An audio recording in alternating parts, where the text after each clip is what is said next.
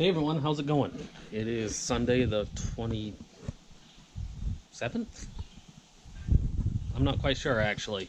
It's the day before Labor Day. So I'm just keeping myself busy. The weather's not that great, so I'm gonna try to clean up my service trailer. I don't know about you guys, but not everybody has a service trailer like this. I do. But usually, when you use it, something's broke down, and you try to get it back together and get going as quick as you can. And I used to keep it on the job a lot more. I'm trying to clip this GoPro somewhere. Maybe that'd be easier. But I used to keep it on the job a lot more because I'm back. I tried to get it adjusted there, but used to use the service trailer a lot more on the job because we had worked through a few spring times and you just don't get the proper maintenance. Last spring and this spring,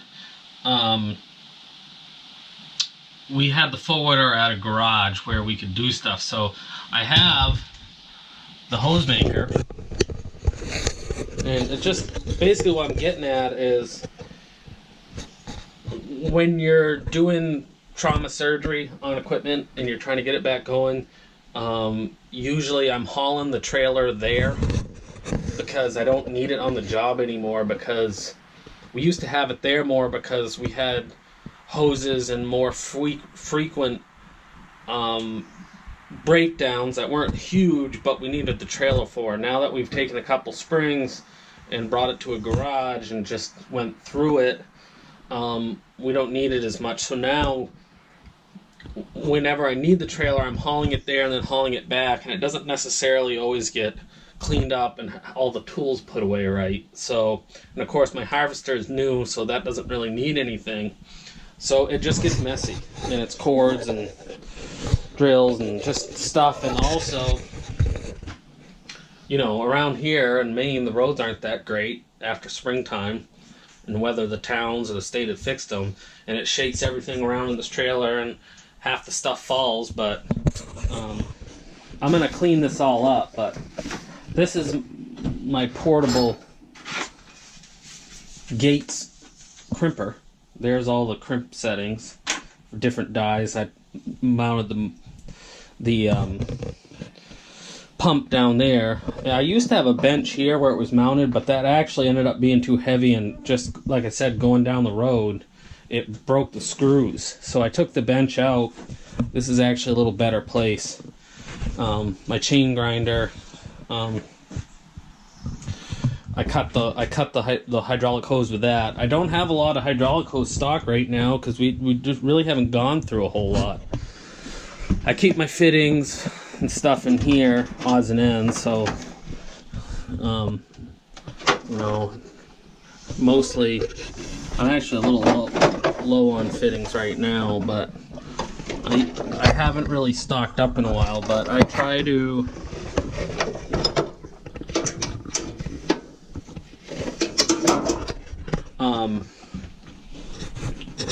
I haven't stocked up on fittings in a while because I haven't really needed them, but I usually carry 1/2 inch 2-wire, 3/4 inch 4-wire, inch 4-wire.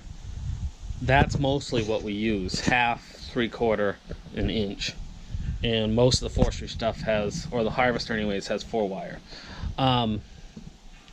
The forwarder has mostly 5/8 on it, which is kind of odd. I don't know why Caterpillar or Fabtech did that, but I don't have a 5/8 die. So, but with the 3/4 inch die, you can crimp 2-wire 5/8, which is basically what gets run on the forwarder. So I can do that. There's all the links for the tracks. And last spring, as you can see, I had all gears go bad in the bogie of the forwarder. So $500-600 a piece, you know. And then I had another big gear around here somewhere. It might be in the bottom of the bucket, but you know. So all this stuff can come out. But I've got time today, so I'm gonna clean this up. And there is some things I'd like to do in the future. Maybe I'll talk about that once I get this cleaned up. So I'll be back. Alrighty, I'm back. So I got the pretty much tidied up. I haven't really gone full out mode in here, but got it pretty clean. So I think I was saying before I left you guys last time that what do I want to do? What do I want to do different with the trailer? Well, this is kind of an old Miller 225, which is fine. And it's been a good starter welder generator for me. Before, I had just a regular household generator, 8500 watt, and I had a MIG. I bought a dual 180, so it'd run off 220 or 110, which really isn't made for the type of application that I was trying to use it for. If you're going to be welding in different conditions, windy, drizzly, wet, whatever, MIG's not the one to do it for. At least not for me, in my skills. This is. It took me a little bit to get used to welding with a stick, and I had before, but not a lot. And I still have a lot of learning. Vertical, horizontal, you know, different types of welding or conditions. I'm, you know, flat, straight up and down, I can do all right with. But you get a, you know, welding over your head or, you know, weird angle, I'm still learning with that. So someday I'd like to upgrade this. Also, I have this right here is a air arc gouger. I don't know how many of you know what that is, but right there it blows high pressure, high flow air out of it. It has a carbon rod, which is like a welding rod with no flux on it. So it just gouges, you know, whether it's weld or you're cutting something or a crack. It's really cool, but this welder generator doesn't really like running it. So someday, something a little bigger that would run that. Also, this has worked well for me. It's just a gas, it's like a contractor air compressor. Only thing is I take up more room because I've got a 3/4 inch impact and 1/2 inch, but I bought the nice Ingersoll Rand, you know, like $800. This compressor won't run it, doesn't have enough flow, so I had to pony it up with this. So anytime I want to run the 3/4 inch, I got to hook this up to that, which is, you know, with the reel I can just pick this up, bring it outside, but still a pain. So I'd like to get a bigger self-contained air compressor right there. It would free up this space. Also, we don't really have a lot of, you know, it seems like wrenches and sockets go missing all the time. That's partly just taking care of it. I'd like to have a bigger, like, garage toolbox right here that would mount to the wall with drawers for all the tools and sockets. So when you're done, you put them back in the drawer. I'd like to do that. Those are really the two major things. Obviously a little set of torches there, that comes in handy. Really need another set of bottles with that. We usually try and keep spare filters, as you can see, grinders,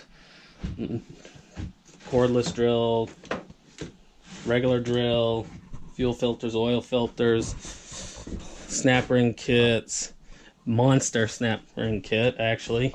For those of you who haven't seen a snap ring puller that big, yeah, that was for, I used that for the bogie. When I lost those gears in the bogie last year, I'll show you guys what happened. I don't have the other gear, but you can see the way all these are smashed. Well, this gear was the gear that was next to the gear at the very end of the bogie that drives the tire. What happened, and this is the pin that goes through. And I guess that pin's softer, and those bearings ride on it and will wear it down until the gears match up and hammer each other. So that sits on this end like that. This fits in the other side of the bogie, and that pin goes through there. So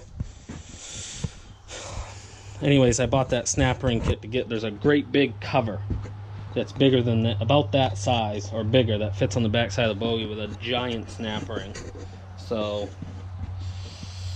I don't know why maybe it costs so much. I haven't thrown them out yet. I don't know why I think I need to have them around. So it was kind of expensive, but so this trailer has come in super handy. I don't have everything that I'd like to have, but I have just about everything that you would need to fix whatever. So I carried more hose and more fittings, but like I said, since I bought my new harvester and we had the forwarder at a garage, and last spring I told Wes that anything that had dry rotted, dry cracked, chafed hose, take it off and replace it.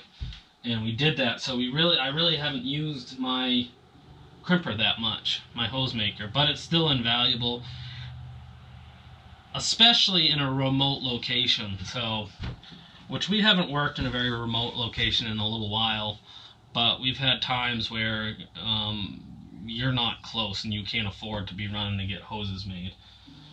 So anyways, I just thought I'd do a little video today, cleaning my trailer up, service trailer, what maybe I'd like to have in here, and kind of what we have and why, and what this does. So you guys have any questions, feel free, like, subscribe, comment. Just thought I'd do a little video today. We'll catch you next time.